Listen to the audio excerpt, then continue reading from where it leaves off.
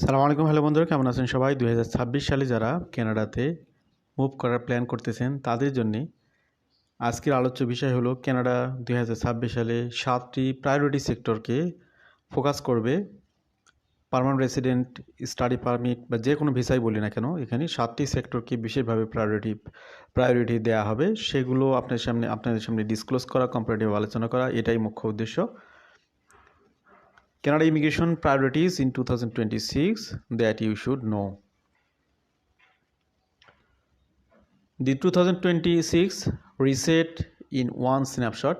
The federal plan stabilizes permanent resident admissions while sharply reducing the pace of new temporary resident arrivals, explicitly tying this decision to housing infrastructure service pressures. তো এখানে একটা বিষয় বলে রাখি যে Canada immigration পলিসিগুলো একটু পরিবর্তন হয়েছিল বা এখানে ব্যাপক সমালোচনা শুরু হয়েছিল আগের প্রধানমন্ত্রী জাস্টিন ট্রুডো যখন ক্ষমতায় ছিলেন। হাউজিং সেক্টরটাকে তিনি খুব বেশি কন্ট্রোল করতে পারতেছিলেন না, কিন্তু রিসেন্টলি আবার হাউজিং সেক্টরটা কন্ট্রোলে আসতেছে এবং রেন্টাল প্রাইস কিন্তু কমতে শুরু করেছে কানাডার বিভিন্ন প্রভিন্সগুলোতে। অ্যাট এ গ্যালেন্সে আমরা যদি দেখি কি ধরনের সুযোগ সুবিধা, কি প্ল্যান কানাডা গভর্নমেন্টের, 2026 সালে 3,80,000 পিআর বা পার্মানেন্ট রেসিডেন্ট ভিসা ইস্যু করবে। 3,85,000 টেম্পোরারি রেসিডেন্টদেরকে অ্যারাইভালের সুযোগ দিবে। এখানে এর মধ্যে রয়েছে ওয়ার্কার এবং স্টুডেন্ট। সেটাকে যদি আমরা স্প্লিট করি তাহলে 1,55,000 নতুন ইন্টারন্যাশনাল স্টুডেন্টদের অ্যারাইভালের সুযোগ দিবে এবং 2,30,000 ওয়ার্কারদের জন্য নতুন ওয়ার্কারদের পৃথিবীর বিভিন্ন প্রান্ত থেকে এখানে অ্যারাইভালের সুযোগ দিবে। তো এই ফোকাসগুলোকে কেন্দ্র করে কানাডা গভর্নমেন্ট আবার তাদের প্ল্যানগুলোকে আরও বেশি সেক্টর ওয়াইজ তারা এখানে সাজিয়েছে। তো এখানে সেগুলোর 5টি যে প্রায়োরিটি নিয়ে আপনার কথা বলবো। নাম্বার 1 হচ্ছে reduce the temporary footprint to below 5%। হঠাৎ করে 22-23 সালে প্রচুর পরিমাণে এখানে টেম্পোরারি রেসিডেন্টদের সংখ্যা বেড়ে যায় কানাডাতে। কী কারণে? তখন একটা পলিসি ছিল ভিজিট ভিসায় এসে ওয়ার্ক পারমিটে কনভার্ট হওয়া। তো এই সুযোগ নেওয়ার জন্য পৃথিবীর বিভিন্ন প্রান্ত থেকে, বিশেষ করে থার্ড ওয়ার্ল্ড কান্ট্রিগুলো থেকে ব্যাপক পরিমাণে ব্যক্তিরা এখানে আসতেছিলেন ভিজিট ভিসায় এবং অনেকে ওয়ার্ক পারমিটে কনভার্ট হতে না পারলে ইলিগাল স্টে শুরু করেছেন, পরবর্তীতে অনেকে অ্যাসাইলাম কেস করেছেন। তো যার কারণে এখানে আউট অফ কন্ট্রোলে চলে যায় এবং অতিরিক্ত জনসংখ্যার কারণে এখানে মার্কেটে হাউজিং প্রাইস, হেলথ কেয়ার সব সেক্টরে একটা ব্যাপক সমস্যা তৈরি হয়। সেই সমস্যা থেকে উত্তরণের জন্য 2024 সালের পর থেকে কানাডা গভর্নমেন্ট ট্রাই করতেছে যে এখানে তাদের প্ল্যান হলো 2027 সালের মধ্যে তারা এখানে টেম্পোরারি রেসিডেন্ট যারা পিআর বা সিটিজেন না এরকম লোকের সংখ্যা তারা 5% বা তার নিচে নিয়ে আসবে। কিভাবে? এটা বিভিন্ন পলিসির মাধ্যমে যারা অলরেডি টেম্পোরারি রেসিডেন্ট হিসেবে কানাডাতে আছে তাদেরকে পার্মানেন্ট রেসিডেন্টে কনভার্ট করবে। এরপরে যারা ইনএলিজিবল বা যারা খুব বেশি কোয়ালিফাইড না তাদেরকে বিভিন্ন সিস্টেমের মাধ্যমে তাদেরকে আউট কানাডা থেকে চলে যেতে বাধ্য করবে। এইভাবে মূলত এই বিষয়গুলো তারা কন্ট্রোল করবে। সেকেন্ড যে প্রায়োরিটি সেটা হচ্ছে shift toward in Canada transition instead of new inflows, যেটি একটু আগে আমি হিন্টস দিয়েছি। যারা আছে এখানে তাদের স্ট্যাটাসটা পরিবর্তন করা। যারা দেখা গেল যে টেম্পোরারি রেসিডেন্ট হিসেবে আছে, সিস্টেমের কারণে টেম্পোরারি রেসিডেন্ট হিসেবে তিনি বেশি দিন থাকতে পারবেন না কানাডাতে, হয় তাকে পিআরে কনভার্ট হয়ে এখানে থাকতে হবে অথবা তাকে কানাডা থেকে লিভ নিতে হবে। তো এই বিষয়েই তারা এখানে পিআর প্রোগ্রামগুলোতে তারা ইন কানাডা ফোকাসটাকে বেশি প্রায়োরিটি দেবে। এটা একটা ভালো বিষয়। To one time initiative underline that direction a 2-year effort to streamline the transition of about 1,15,000 protected persons in Canada who are already on a pathway to permanent residence.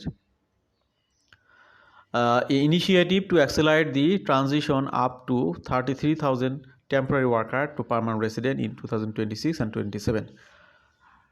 তো এখানে দুইটি উদ্যোগ আপনারা দেখতে পেলেন যেটা গভর্নমেন্ট বাস্তবায়ন করতেছে, অনগোয়িং রয়েছে। থার্ড যে প্রায়োরিটি সেটা হলো keep PR levels stable but make the mix more economic. তো পিআরের যে লেভেল দেখলেন 3,80,000, এই 3,80,000 কিন্তু র্যান্ডমলি তারা শুধু টপ স্কোরার হলেই হবে না, সেক্টর ভিত্তিক লোকের যে চাহিদা, লোকের যে ভ্যাকান্সি সেটাকে ফোকাস করে তারা এটা সাজাবে। এই ক্ষেত্রে অলরেডি তারা বিভিন্ন সিস্টেম চালু করেছে, সেগুলোকে আরও এখানে কাস্টমাইজ করা হবে তেমনটাই আমরা জানি। তো এই জন্যে এখানে যারা বিশেষ সেক্টরগুলোতে নিজেদের দক্ষতা যোগ্যতা প্রমাণ করতে পারবেন তারা এখানে সুযোগ পাবেন। যারা সেগুলোর বাইরে থাকবেন তারা কিন্তু খুব বেশি সুযোগ পাবেন না। This is the practical meaning of changing priorities in 2026, not necessarily fewer permanent resident overall, but a more targeted intake designed around labor market outcomes, regional pressure and system capacity. চতুর্থ যে priority, provinces are getting more selection power through the PNP. One of the clearest immigration priority shifts already visible in 2026 in Ottawa, leaning back on provinces and territories to help meet labor needs and manage regional pressure through the provincial nominee program. তো পিএনপিগুলোকে আরও এখানে selective করবে বা সুযোগ দেওয়া হবে। Under the 2026 to 2028 immigration level plan, the provincial nominee programme target for 2026, এখানে দেখতে পাচ্ছেন আপনারা 91,500 অ্যাডমিশনের সুযোগ দিবে এই বছরে। That provincial focus on reinforced on January 19, 2026 when Minister Lina Diab announced the federal government will reserve 5,000 federal selection space, যেটা আমি কথা বলেছি যে এখানে নতুন করে 5,000 স্পেস বাড়ানো হচ্ছে আবার ফ্রেঞ্চ ল্যাঙ্গুয়েজের উপর বেস করে। RCC said the space will be addition to annual PNP allocation, তো 91,500 সাথে এটা যুক্ত হবে। What this means practical terms for candidates, provincial strategies matter more in 2026, especially for those who are not consistently competitive in general federal selection patterns. For province, the combination of higher PNP volumes and the new francophone designation space signals more targeted regional selection rather than a one-size-fits-all approach. Priority 5, tighten the international student pipeline and align it with labor needs. তো international স্টুডেন্টদেরকেও মূলত sector ভিত্তিক এখানে সুযোগগুলো করে দেওয়া হবে, বিশেষ করে ব্যাচেলর এবং মাস্টার্স প্রোগ্রামের বাইরে যে বিভিন্ন ডিপ্লোমা প্রোগ্রাম আছে সব ডিপ্লোমা প্রোগ্রামে কিন্তু এখানে পোস্ট গ্রাজুয়েশন ওয়ার্ক পারমিটের সুযোগ দিচ্ছে না গভর্নমেন্ট। সেক্ষেত্রে যেগুলো প্রায়োরিটি সেক্টর সেগুলোতে পড়াশোনা করলে সেইগুলোর সাথে রিলেট করলেই কেবলমাত্র পোস্ট গ্রাজুয়েশন ওয়ার্ক পারমিট দেওয়া হচ্ছে। International student policy remains one of the most visible example of Canada's changing priorities. IRCC 2026 international student caps it expects to issue up to 4,08,000 study permit in 2026. তো এই বছরে 4,08,000 study permit issue হবে, কিন্তু এগুলো সবগুলো নতুন স্টুডেন্টদের জন্য না। নতুন স্টুডেন্টদেরকে ইনক্লুড করা হবে 1,55,000 ভিসা দেওয়ার মাধ্যমে, আর 2,53,000 হবে এক্সটেনশন, যারা অলরেডি বিভিন্ন ভিসাতে আছে তাদের এক্সটেনশন করা হবে। The CAP framework is operationalized through a provincial territorial attestation system for most applicants, which confirms a student has been assigned one of the space available to study in that province or territory. 6 number priority যেটা priority 6, use express entry more surgical and signal the in Canada selection. express entry ক্ষেত্রেও এই বিষয়গুলোকে বেশি priority দেওয়া হবে। RCC has stated that one focus of federal economic growth, inviting candidates with experience working in Canada through the Canadian Experience Class. The direction shows up in early 2026 result. RCC latest express entry round in Canadian Experience Class draw on January 7, 2026 with CRS cutoff এখানে মাত্র 511 স্কোরে 8,000 ব্যক্তিকে এখানে তারা CC ক্যাটাগরিতে সুযোগ দিয়েছে। এগুলো কারা সুযোগ পাচ্ছে? এগুলো পাচ্ছে যারা এখানে কানাডাতে জব করে 1 বছরের কমপক্ষে জব অভিজ্ঞতা অর্জন করেছে তাদেরকে। At the same time, category based selection remains a major lever, including French language proficiency category, which RCC continues to define and operate through the category rules. তো ফ্রেঞ্চ ল্যাঙ্গুয়েজ ক্যাটাগরিকে আরও বেশি প্রায়োরিটি দেওয়া হবে এবার। Prioritise in Canada experience and in stability, CST style selection, still use targeted categories including French proficiency to meet specific national objectives. 7 নম্বর যেটা সেটা হচ্ছে pause over subscribe programmes to protect processing capacity. তো এখানে বিষয় হলো যে আগে যে প্রোগ্রামগুলো চলমান আছে সেগুলো দেখা গেল আপনার এখানে প্রচুর পরিমাণে অ্যাপ্লিকেশন ব্যাকলগে জমা আছে।